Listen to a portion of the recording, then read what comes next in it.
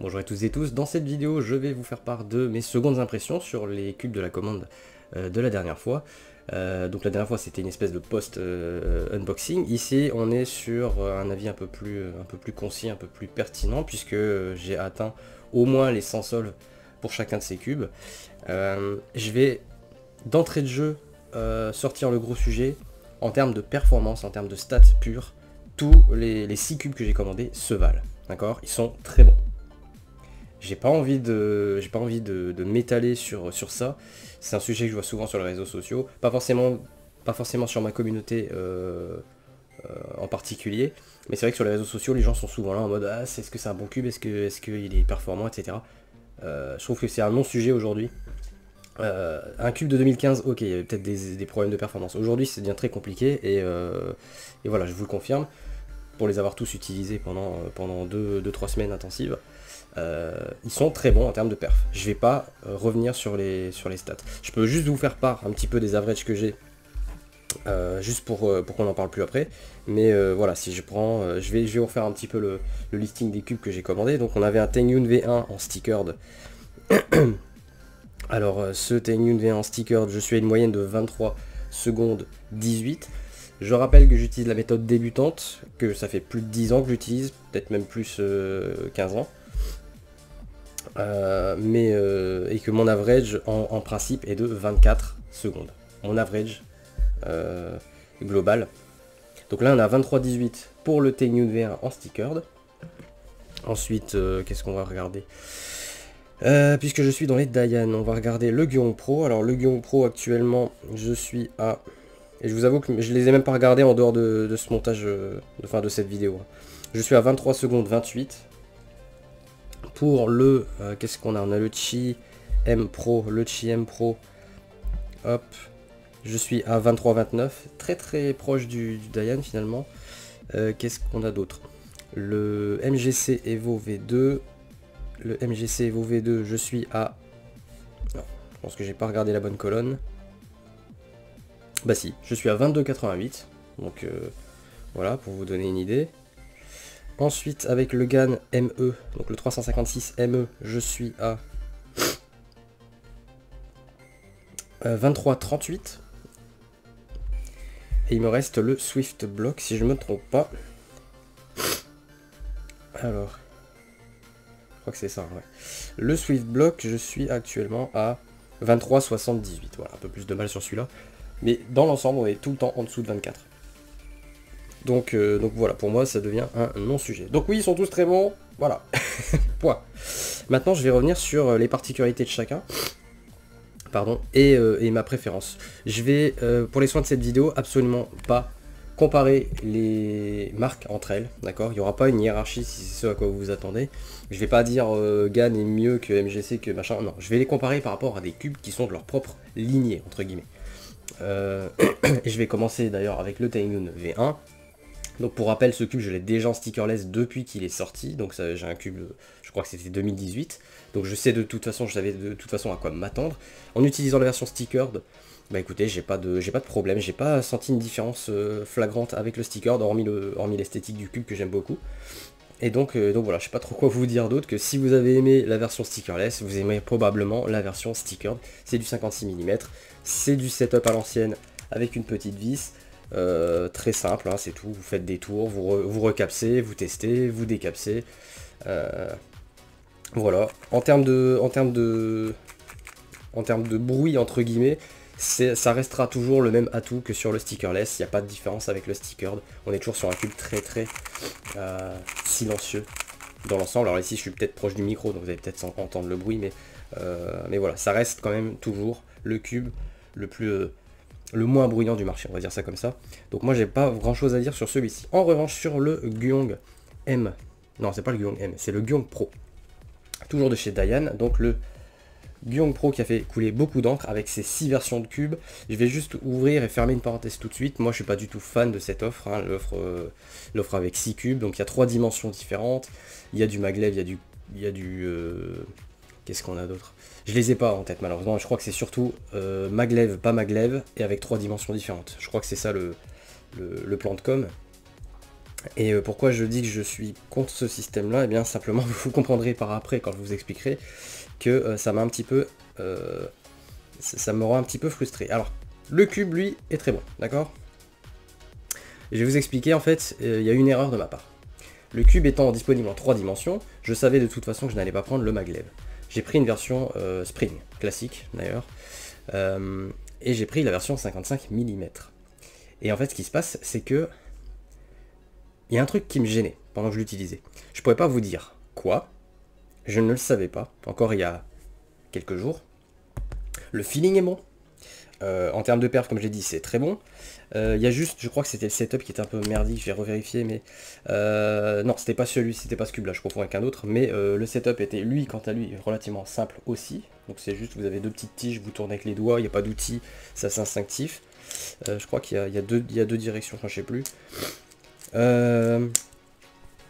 Moi, le seul, allez, peut-être le seul truc qui me dérange un peu, c'est le plastique ultra glossy, là.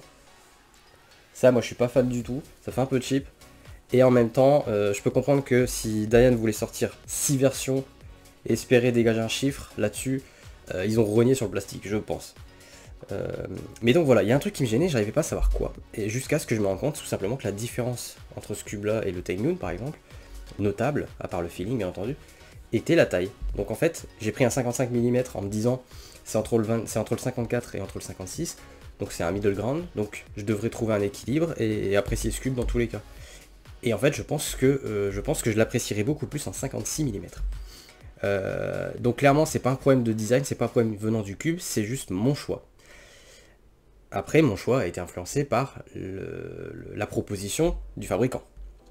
Cela dit, j'y ai réfléchi et je me suis dit, mais même si Diane n'avait sorti que cette version-là, ça aurait tout de même été utile dans le sens où si je l'avais pris, j'aurais fait comme d'autres cubes que j'ai eu des années précédentes qui ne me plaisaient pas. J'aurais pris le cube, je l'aurais testé, j'aurais juste fait une review dessus en disant bah écoutez, c'est pas ma cam, et c'est tout, je serais passé à autre chose.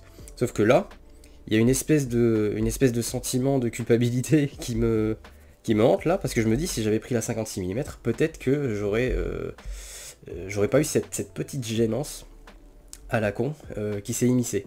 J'aime utiliser le cube, mais je sens que je pourrais l'aimer plus, en fait.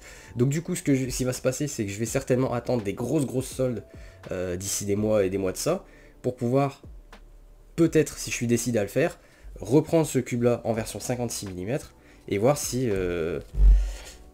j'avais raison ou tort là-dessus. Voilà, est-ce que j'aurais raison de prendre un 56 mm. Donc voilà, là c'est juste pour l'anecdote sur ce cube là, en dehors de ça, comme je vous l'ai dit, il n'y a pas grand chose à redire. C'est effectivement le retour de Diane, je peux comprendre que certaines personnes l'entendent comme ça, surtout vu les cubes qu'on a eu dernièrement de leur marque, hein. Je pense aux Anchi Pro, le Gyeong 3, le Gyeong 4, c'était vraiment de la connerie, il faut dire ce qui est. Donc là ils ont voulu revenir au devant de la scène et pas prendre de risques, hein. Ils ont dégainé les 6 versions, ils se sont dit faut qu'on se refasse la main sur le marché. Donc je pense qu'il y a autant une volonté derrière ce cube de revenir au devant de la scène que financière, on va pas se le cacher. Sinon ils auraient sorti que une ou deux versions. Là où ça m'embête, en fait moi ce que j'aurais vu comme proposition plutôt c'est deux versions en 56 mm, éventuellement 4, mais avec du glossy ou du mat. Je pense que la proposition du plastique mat aujourd'hui est pas à négliger. L'avantage du glossy pour moi c'est que ça grippe un peu mieux, mais tous les autres cubes que j'ai ici, on le verra juste après, sont mat et j'ai absolument pas eu de problème d'adhérence. Donc du coup je me dis est-ce que c'est le choix du plastoc, est-ce que c'est plus coûteux de faire du mat, c'est peut-être une étape en plus dans la production et que du coup pour sortir 6 versions différentes d'un même cube il fallait qu'il gratte et sur le plastique et sur le traitement du plastique. Aucune idée. Si ça se trouve, ça coûte même plus cher de le faire en glossy. Je n'en sais rien. Mais voilà, je me pose beaucoup de questions sur la proposition de Diane. Pourquoi avoir fait 6 versions, pourquoi, enfin, voilà. Donc on pourrait louer ce choix-là en se disant, bah ouais, mais ils ont voulu contenter tout le monde, il y a toutes les dimensions, pour toutes les envies, etc. Oui, mais non. Donc moi, si j'ai juste un conseil à vous donner, si vous ne savez pas lequel choisir, je parle des dimensions, si vous ne savez pas si vous devez choisir le 54, 55 ou 56, prenez la version que vous avez le plus l'habitude d'utiliser chez vous, celle que vous avez en majorité. Si vous avez 10 cubes et que vous n'en avez qu'un seul en 54 mm et que vous l'adorez, prenez quand même le 56 mm. Si vous arrivez à utiliser les 56 mm, si vous ne les détestez pas. Je vais être clair là-dessus. Moi j'irai vers la majorité, la dimension qui fait la majorité chez vous, tout simplement. Et c'est ce que j'aurais dû faire et je sais pas pourquoi, je me suis dit que 55 ça irait bien. En fait, j'ai un Wameng YS3M ici qui fait 55 mm. Et ça se passe bien. Donc du coup je peux pas non plus vous dire que c'est un problème. C'est un cube, comment dire, c'est un feeling qui est unique à chaque cube. Donc je peux pas me baser sur un cube que j'ai mis en 55 mm et me dire à partir de maintenant je prends que du 55 mm. Je viens de le voir avec ce Dayan Gyong Pro. Donc voilà, je vais fermer le sujet sur le Dayan Gyong Pro.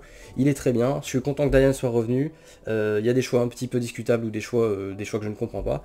Mais cela dit, ça reste quand même un très très bon cube en regard de ce qu'ils ont sorti récemment. Est-ce que ça tue un Tengyun V1? J'en sais rien, je vous le dirai quand j'aurai une version 56 mm. Mais là, en l'état, le fait qu'il soit 55 mm, il y a, comme je l'ai dit, une petite gênance pour moi. Je préfère toujours le Tengyun V1. Mais pour moi, ça ne vient pas du cube. C'est juste que j'aurais dû choisir une autre version. Voilà, donc ça c'est une chose. Ensuite, on va partir sur le...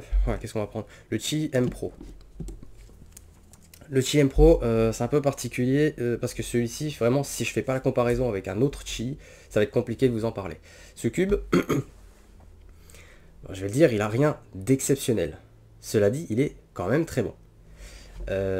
On a au niveau du setup, on a une petite vis et un système, je sais pas si on le verra avec la lumière, on a une espèce d'anneau blanc là. C'est pour moi une des meilleures idées de setup du marché actuellement. Je trouve ça vraiment cool. Il y a 11 ou 12 paramètres. Vous pouvez le faire avec les doigts. Et c'est bien imprimé dans le plastique, c'est très lisible et donc pour moi c'est un setup qui est juste, enfin c'est un système de setup qui est parfait, c'est une bonne proposition. Ensuite j'avais dit qu'il y avait un plastique mat avec une granularité, alors après avoir comparé avec le Diancheng M, il s'agit de, si vous avez un Diancheng M chez vous, on sait qu'il est très granuleux. La granularité de la texture du Qi M Pro est encore plus fine, donc vous inquiétez pas si c'est ça qui vous gêne, franchement c'est à peine perceptible. Juste suffisamment pour qu'on sente qu'il y a quelque chose. Mais vraiment très très légèrement. Et moi ça me déplaît pas. Donc moi j'aime beaucoup le traitement du plastique mat sur ce cube. En termes de perf, en termes de feeling, pardon, parce que j'ai dit que je parlais plus des perfs. En termes de feeling, on est bien. Il a un petit côté un peu creux, mais je vais vous avouer que le plastique pour moi me paraît tout à fait honnête. Hein. C'est pas un plastique cheap. J'ai d'autres exemples ici, mais je pense que le Dayan Gyong Pro et notamment le MGC Evo 2 ont des plastiques qui font beaucoup plus cheap. Celui-ci est d'apparence un peu cheap, mais en réalité il ne l'est pas du tout. Il est suffisamment dense pour ça. Et alors, comment vous dire, à qui je peux conseiller ce cube? Je peux pas le dire sans vous le comparer avec le Qi MP. Le Qi MP pour moi c'est la dernière itération en tout cas que je possède, hein, peut-être que j'ai raté une actualité, mais voilà, pour moi le Qi MP c'était la dernière version avant le M Pro. Et j'ai beaucoup aimé le MP. Bon. Le Qi MP pour moi c'est un mix entre le GAN 356M et le GAN XS. Vous ferez votre opinion, il y a peut-être des gens qui vont bondir sur leur chaise et qui vont pas être du tout d'accord, mais moi avec les setups que j'ai fait, c'était la conclusion à laquelle j'étais arrivé. En fait il va falloir juste que vous compariez les deux, pour savoir lequel vous conviendrait le mieux si vous voulez absolument un Qi M Pro. Un Qi, pardon. Si vous n'avez aucun Qi, moi je vous dirais, le M Pro est tout à fait valable, prenez-le, il est pas cher en plus, il me semble. Je vais aller vérifier quand même, pour pas dire de conneries. Le Qi M Pro. On est à combien sur ce cube? Ouais c'est ça, on est à une dizaine d'euros. 9,50 €. En tout cas sur le Speedcube Shop. Donc c'est pas la ruine, hein. C'est pas la ruine. Certes il y a moins cher sur le marché, vous me direz, mais voilà, je vais dire pour un Qi, c'est très bien. Alors, je crois qu'il y a juste sensiblement une petite différence, je crois qu'il y a un demi-millimètre en moins sur le M Pro que sur le MP, donc c'est pas dingue non plus, ce sera pas conséquent. Donc juste pour différencier les deux, vous allez voir que sur le MP on a des internals noirs, tandis que sur le M Pro on est plutôt sur le plastique, la couleur des pièces en plastique qui se trouvent à l'intérieur. Voilà. Le setup de la version MP, c'est un setup avec une clé, vous savez, qui doit s'insérer dans 2 trous pour tourner. Perso, je suis pas ultra fan de ces systèmes-là. Bon, ils sont fonctionnels, ils sont simples, mais Mais voilà, si vous prenez le M Pro, ben, simplement vous avez pu vous embêter avec un outil. Le plastique également, alors je sais plus s'il est arrivé mat, le MP, je vous avoue qu'à l'heure actuelle, il est un tout petit peu glossy, mais pas aussi glossy que le Diane, que le Gyong Pro. Mais voilà, pareil, si vous voulez un cube plutôt glossy, vous allez partir sur le MP. Si vous voulez un mat, vous allez partir sur le M Pro.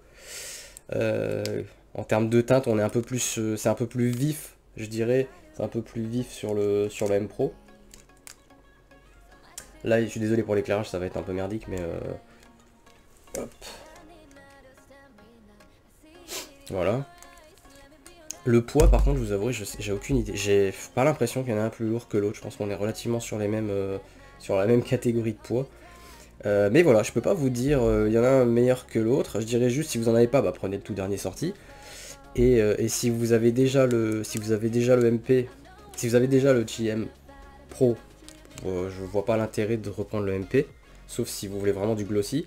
Et si vous avez déjà le MP, si vous n'avez, comment dire, si vous avez déjà le MP, est-ce que ça vaut le coup de prendre le M Pro? Bah écoutez, pour toutes les raisons, toutes les caractéristiques que je viens de vous lister, c'est à vous de faire votre choix. Est-ce que vous avez envie d'un mat? Est-ce que vous avez envie de simplifier votre système de setup? À savoir, ça c'est vrai que je l'ai omis, à savoir que le feeling entre les deux cubes est absolument pas le même. C'est pas... juste que je les ai en main, mais... Bon, après le MP, je l'ai beaucoup plus lubé. Mais à l'aveugle, vous pourriez pas dire que ce sont des cubes cousins, on va dire. Donc il y a ça aussi à entrer en ligne de compte. Si vous aimez le feeling du MP et que vous voulez le conserver, le M Pro est un tout petit peu différent quand même. Si en revanche vous aimez pas du tout, enfin vous vous dites ça pourrait être perfectible sur le feeling du MP, voilà, c'est un risque à prendre, prenez le M, essayez de voir. Mais voilà, c'est pour ça que je vous dis c'est très particulier le cube, le Qi M Pro, je sais pas trop comment vous le présentez, comment vous le conseillez ou vous le déconseillez. Ça sera en fonction de ce que vous avez de Qi précédemment, tout simplement. Mais voilà, moi en tout cas je l'aime beaucoup, c'est un très bon cube. Est-ce qu'il va remplacer mon MP? Bah écoutez, je pense que oui, tout simplement. Voilà, pour ma part en tout cas. Ensuite on va passer au... Alors, le MGC Evo V2. Le MGC Evo V2 avec son logo compréhensible et... Enfin, je veux dire, l'idée du design est incompréhensible. Pourquoi ils ont mis le C à 10 km du M, du G, on ne sait pas. J'ai vu que c'était une question qui revenait souvent dans les discussions. Alors, ce cube, il est, comme je vous l'ai dit tout à l'heure, c'est celui qui a la moyenne la plus basse actuellement. Mais je peux aussi avoir eu beaucoup de chance sur mes solves. Donc oui, en termes de perf, il est bien là. La seule chose qui m'effrayait, c'était entre guillemets le plastique qui avait l'air un petit peu cheap.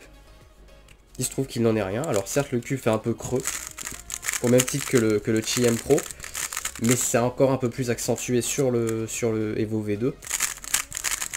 Et alors, je vais juste repartir sur le système de setup. Le setup c'est aussi une très bonne idée. Donc bon, ça se voit pas que c'est transparent, mais c'est pareil, ça se fait au doigt. Il y a des flèches. C'est en revanche un peu moins facile quand il s'agit de lire les chiffres. Ils les ont imprimés sur un plastique blanc semi-opaque. Donc du coup, comme il est un tout petit peu translucide, on a un peu de mal à lire. Ils ont mis énormément de chiffres et ils sont pas très bien imprimés. Donc ça, c'est vraiment casse-burne. Donc comme je l'avais dit l'autre fois, ils ont mis un très bon système pour tourner. En fait, c'est juste que le marquage des paramètres est vraiment pourrave. Donc ça, faites bien attention.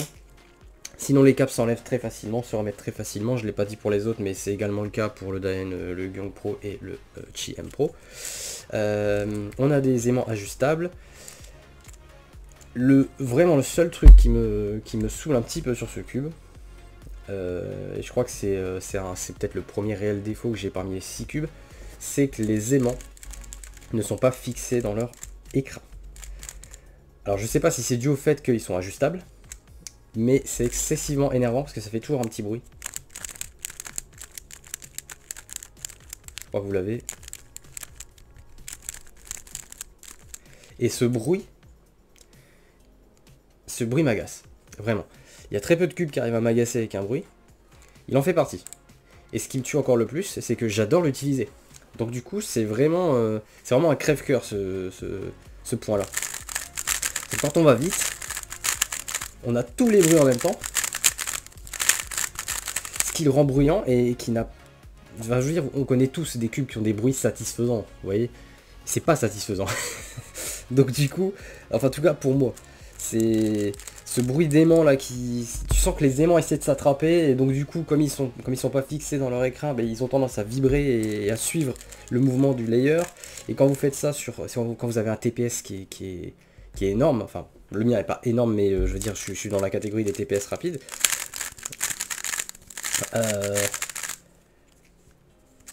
What the fuck.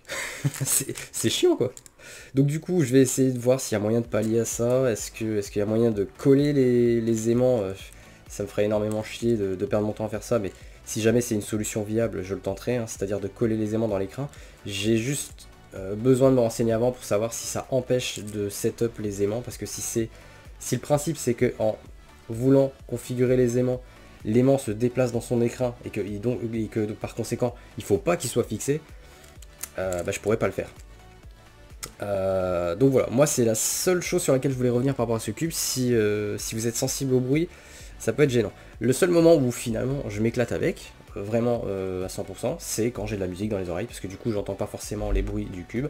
Alors il faut déjà y aller bien fort dans les oreilles, hein, je trouve, au niveau de la musique, mais ça fait partie des moments où je l'apprécie un peu plus facilement. Voilà. J'aime bien, sinon j'aime bien tout simplement son design. J'aime beaucoup les center caps qui sont un peu courbés, un petit peu... Voilà. Alors il est... En termes de traitement de plastique, on est entre le mat et le glossy en fait. C'est un peu space, mais c'est un mat plus ou moins glossy. Je sais pas trop comment vous le décrire. Une des raisons qui fait que le plastique a l'air cheap d'ailleurs, mais je le préfère largement au glossy du Gyong Pro. Donc voilà sur ce qu'il y avait à dire sur l'Evo. Je ne sais pas si tous les cubes présentent ce design, c'est-à-dire si tous les aimants sont comme ça, mais si c'est vraiment si c'est vraiment normal ce design avec les aimants qui ne sont pas fixés, ben c'est dommage. Et après je vous avouerai que je me suis jamais vraiment penché sur la question, à savoir est-ce que sur d'autres cubes, je vais regarder juste sur le... Je crois que le Tornado V3 possède aussi ce système.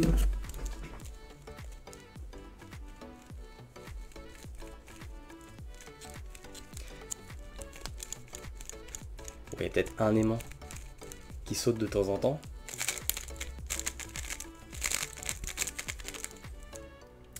Ok. Donc on a la preuve ici que c'est possible de faire des aimants ajustables qui ne voyagent pas dans leur slot. Donc du coup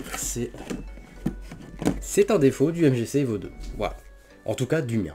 Donc si vous en avez un, n'hésitez pas à me faire un retour et à me dire si vous avez le même sentiment, le même phénomène. Mais voilà, ça c'est vraiment très agaçant. Combien il fait ce cube? C'est peut-être aussi en fonction de la production. Hein. Si ça se trouve, il fait quand même 20 balles. Hein. Alors 20 balles pour des aimants ajustables, je pense que c'est c'est pas courant, mais je pense qu'ils auraient pu faire un effort là-dessus. Voilà, je vais m'arrêter sur le MGC V2. J'adore ce cube, c'est juste ça qui m'agace et je vais essayer de voir s'il y a une possibilité de résoudre ce problème-là. Et sinon, ben, surveiller. En tout cas, c'est cool que je sois revenu là-dessus, parce que moi, le dernier cube que j'avais chez MGC, c'était le MGC Elite. C'était un bon cube, mais sans plus, j'ai pas eu le feeling avec. Et là, je suis très content de cette version. J'étais très étonné quand je l'ai sorti de la boîte, j'étais vraiment en mode, ouais, bon, ça a l'air un peu voilà. Et bon, hormis le bruit des aimants, je suis très content de ce cube, très content aussi du retour de MGC. J'ai pas essayé le MGC Evo 1, donc je pense qu'il y avait peut-être des défauts qu'ils ont réussi à corriger sur cette version 2. Je vais surveiller la marque et puis on verra ce que ça donne, hein, voilà. Voilà, donc là il faut savoir que dans cette première partie de vidéo, je viens d'évacuer, on va dire, les 3 cubes, à titre personnel, que je trouve les moins marquants. Et encore, je pense que le MGC Evo 2, je vais le garder dans le haut du panier. Alors c'est pas à dire que le Gyong M Pro et le Gyong Pro et le Qi M Pro, à nouveau je répète, ils sont très bons. J'ai quasiment pas eu de choses à dire dessus. hormis le fait que je me suis planté de dimension sur le Gyong Pro, et que sur le Chi M Pro, bah, simplement, il faut savoir à quoi on le compare, tout bêtement. C'est juste que je vais préférer utiliser les suivants. Donc le MGC Evo 2. Ensuite, on va passer sur le Swiftblock.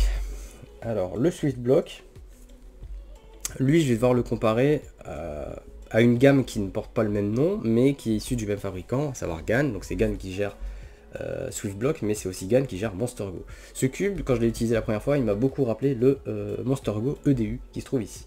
Mais comme je l'avais dit déjà précédemment, pour moi, le Swiftblock corrige les tares que peuvent avoir le Monster Go EDU. Le Monster Go EDU, il est un petit peu trop claqué. Il est...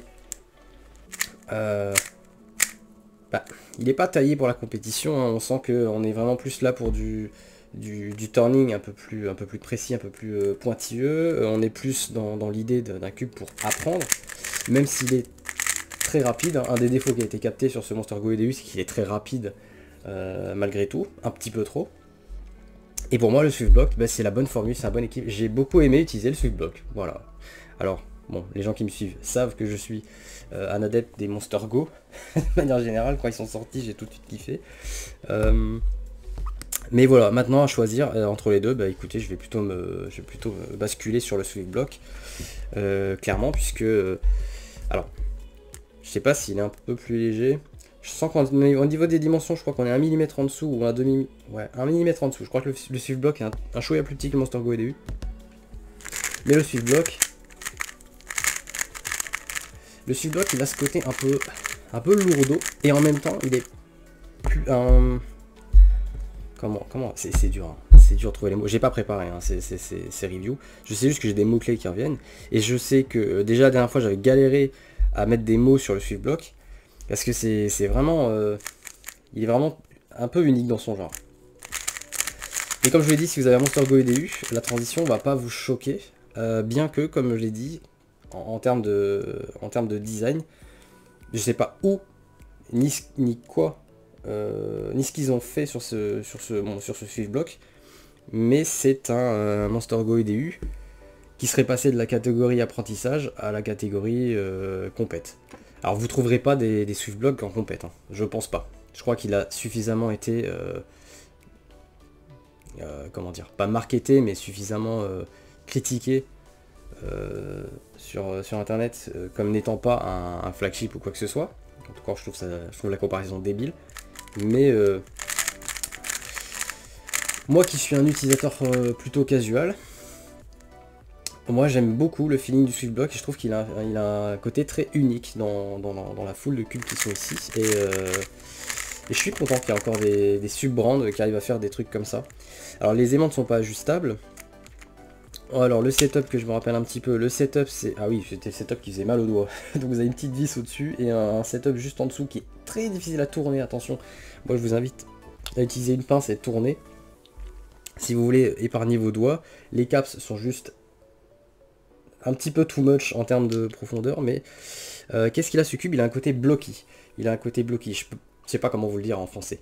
Et il est au niveau du poids que peut avoir un Monster Go EDU. Donc c'est plutôt la catégorie lourde des cubes. Mais je peux vous garantir que vous allez potentiellement l'aimer si vous aimez déjà le Monster Go EDU, ou en tout cas si vous avez essayé de l'aimer. Mais ouais, je sais pas comment vous le dire, c'est peut-être un plaisir coupable tout simplement. Je le trouve pas mauvais du tout et je le trouve plutôt agréable à utiliser même.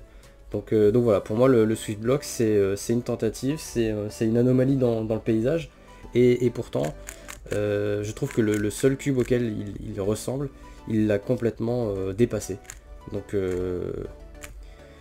voilà, si vous avez de la thune et que vous êtes curieux, prenez celui-là. Je crois qu'il me semble avoir dit dans ma première impression que c'était un cube plutôt bon pour entraîner les gens au slow solving. Alors je sais pas si c'est le terme que je réemploierai aujourd'hui, mais ce qui est sûr, c'est que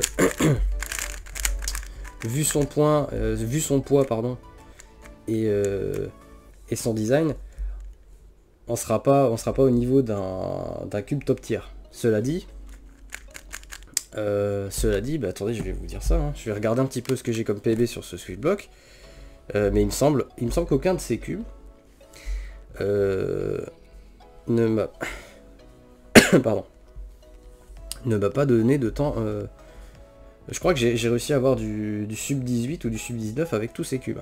Et là, mon PB sur le Swift Block d'après Twisty Timer, c'est 14 secondes 21. Même moi, je suis sur le cube parce que je crois que c'est mon PB des 6. Parmi les 6 que je viens de recevoir.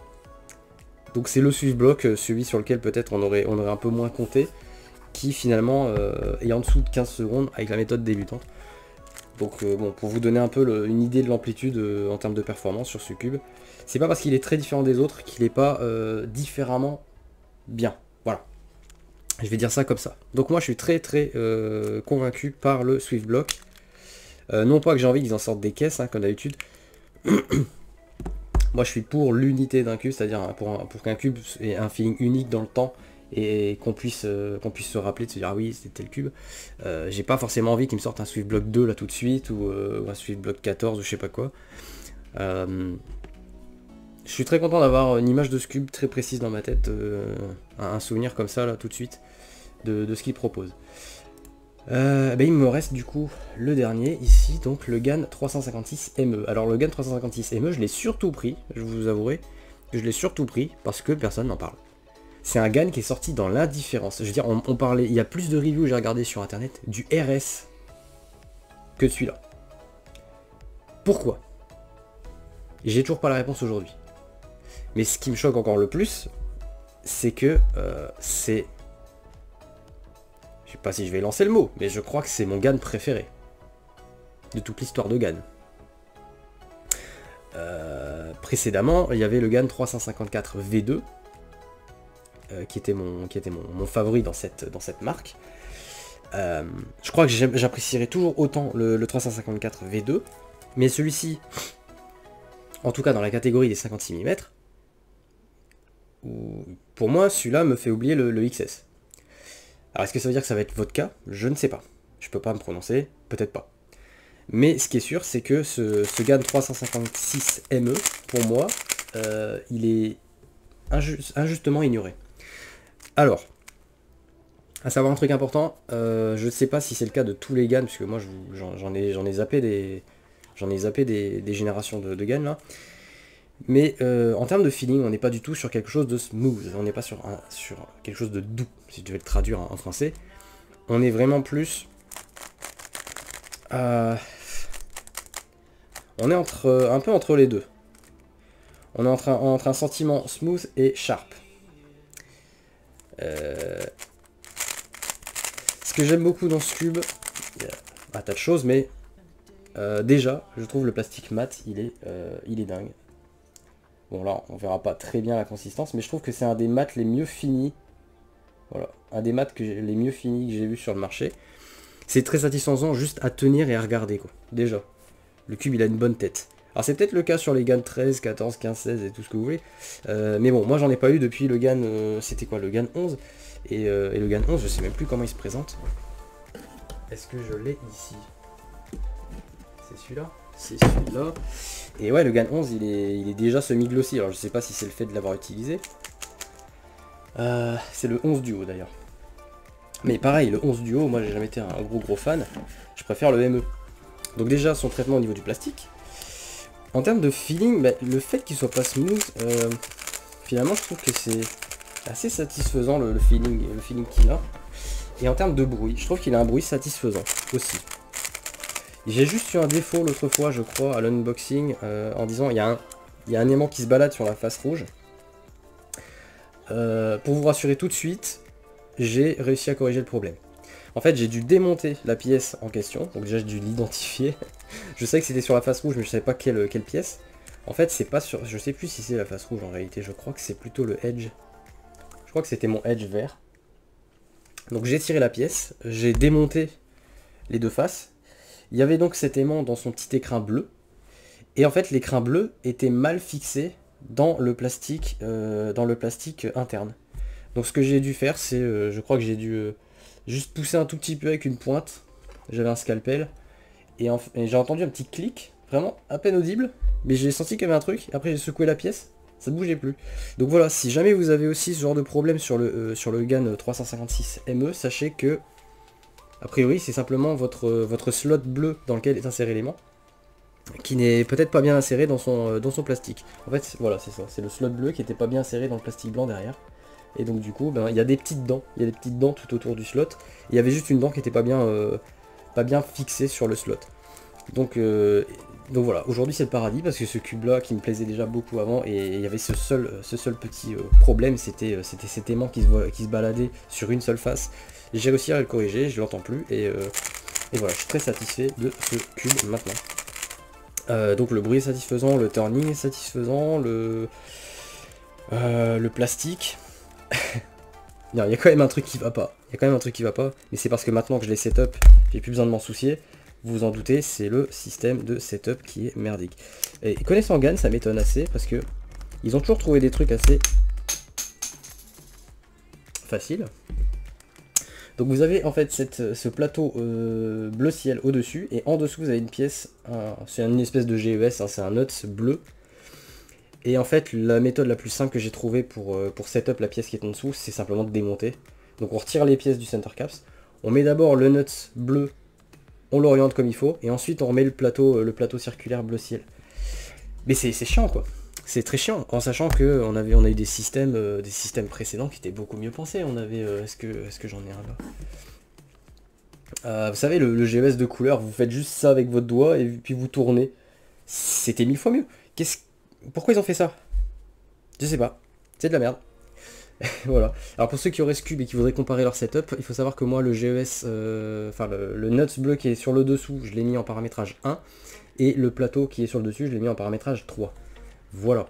Donc bah, de manière générale, en fait, je les lose un maximum. Et encore, même en le losant un maximum, il est pas, c'est pas le plus flexible des cubes que j'ai eu. Hein. En réalité, il est pas non plus excessivement loose. Vous voyez juste mon center caps qui est parti là-bas. Je vais le récupérer.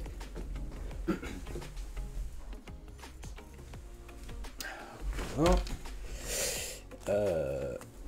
Mais ouais, moi je suis ultra content de ce cube en fait. Il y a un truc qui me plaît derrière. Alors, je vais juste devoir le reluber parce que il y a un sentiment quand même.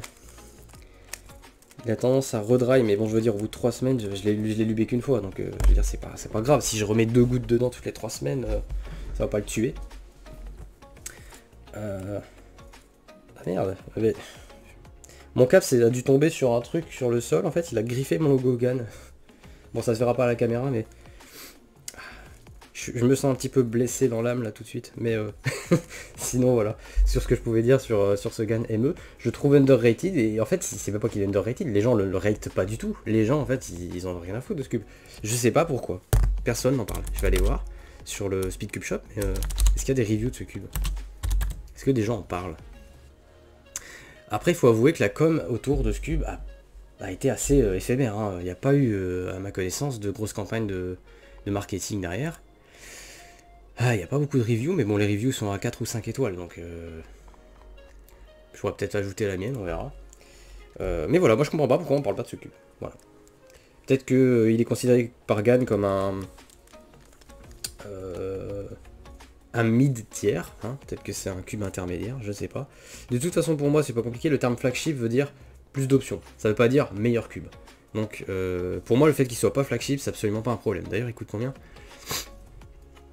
On est entre 24 et 25 € sur le Speed Cube Shop. Et vous voyez, il coûte plus cher que le... C'est lequel? C'était le MGC? Je sais plus, j'avais un cube tout à l'heure avec des aimants... Bah oui, c'était ça, c'était le MGC Evo V2 qui fait 21-22 €, qui a des aimants ajustables. Ici, j'ai pas d'aimants ajustables, et pourtant, le simple fait que j'ai plus ce problème de bruit d'aimant le met peut-être un chouïa au-dessus. Mais comme je l'ai dit, j'aime pas comparer entre les marques. Donc voilà. Je vais essayer de vous faire un résumé très rapidement, parce que je pense que la vidéo a déjà bien traîné, j'ai beaucoup parlé, j'ai la langue bien pendue pour ces choses. Mais voilà, je vais dire, les cubes avec lesquels j'ai eu le plus de plaisir, on va dire, en tout cas ceux que j'utilise le plus, sont le Swiftblock, qui va remplacer du coup mon Monster Go normal et mon Monster Go EDU, donc maintenant c'est bien.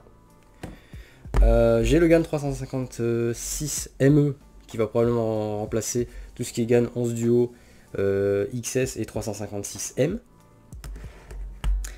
Ainsi que le 354 V2 finalement, parce que je commence à me réhabituer au 56 mm. Et j'ai de moins en moins envie de repartir sur du 54. Le MGC Evo V2 qui est...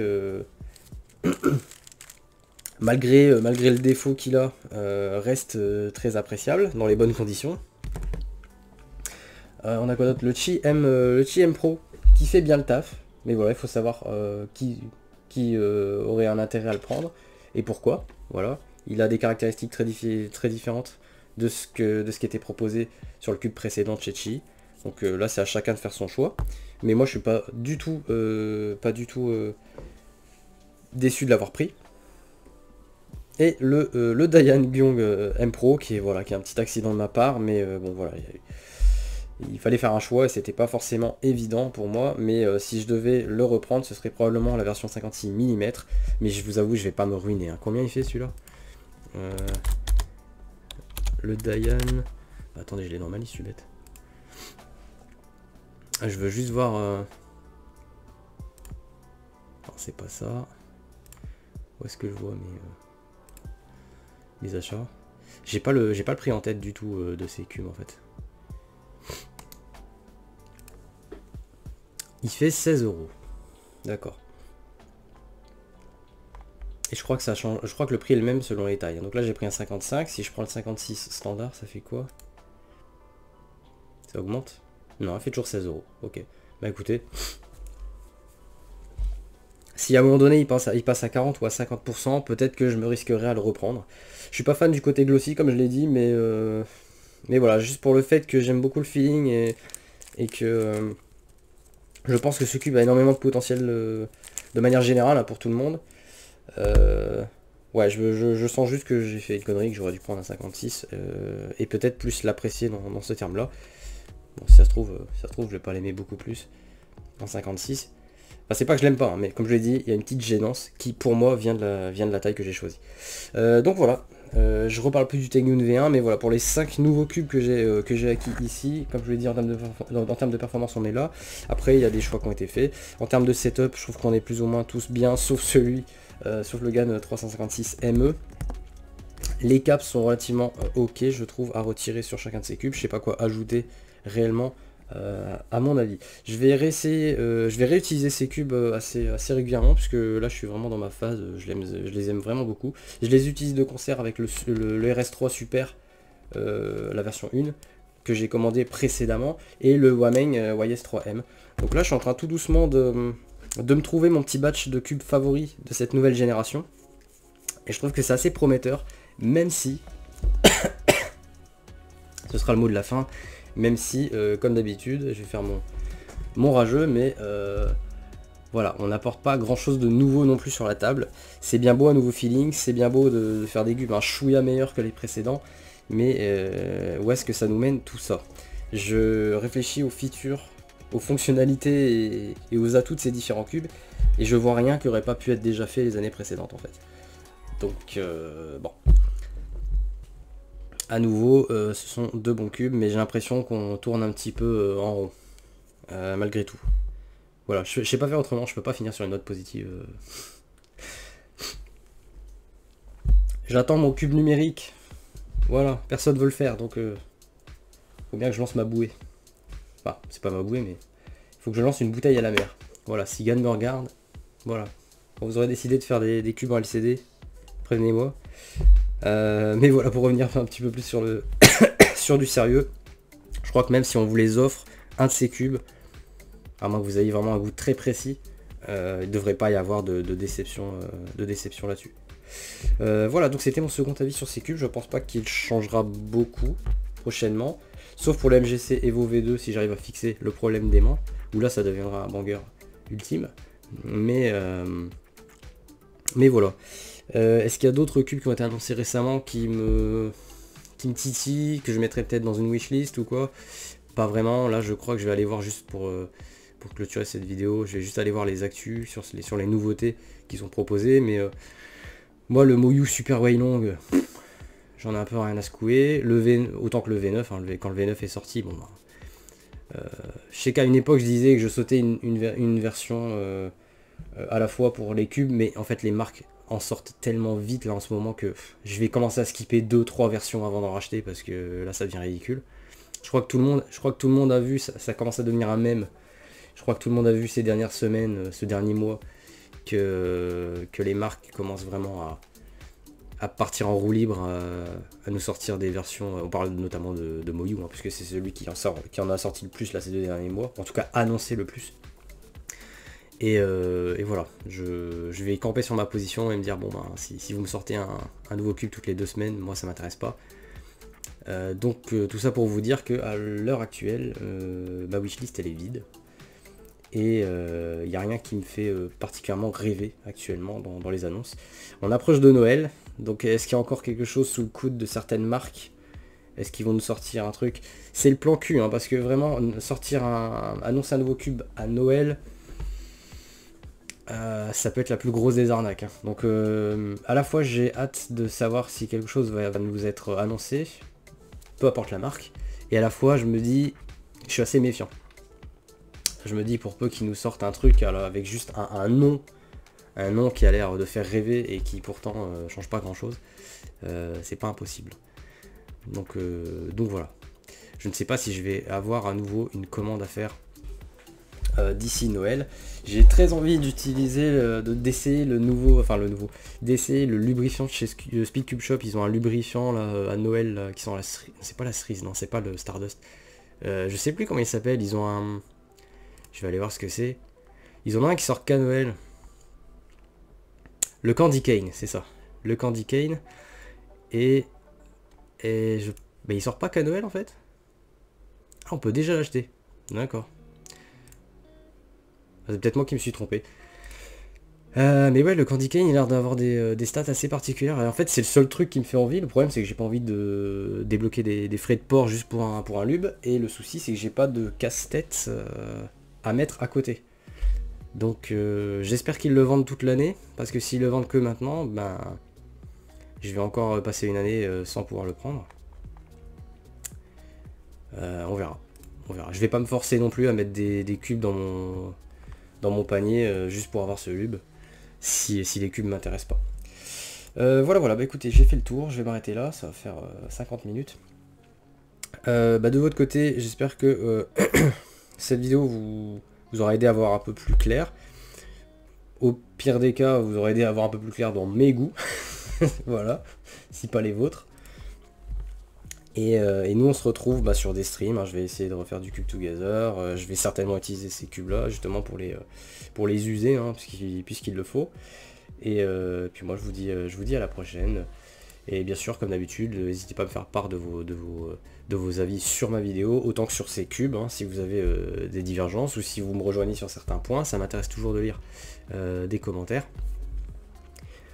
Et puis voilà, je pense qu'on va se quitter comme ça.